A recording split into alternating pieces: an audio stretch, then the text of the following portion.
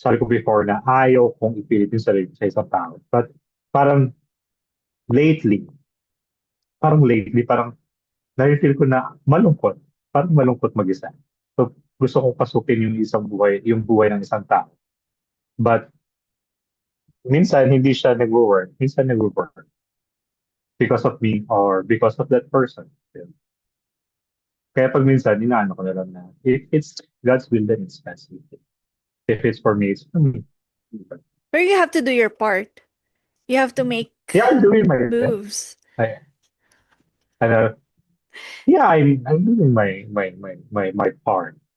Pero syempre, kahit naman gawin mo yung part mo, if that other person is not, ang tawag dito, binibigay yung part niya or paying same attention or yeah, same attention as what you're giving, then hindi mag-work eh, di ba?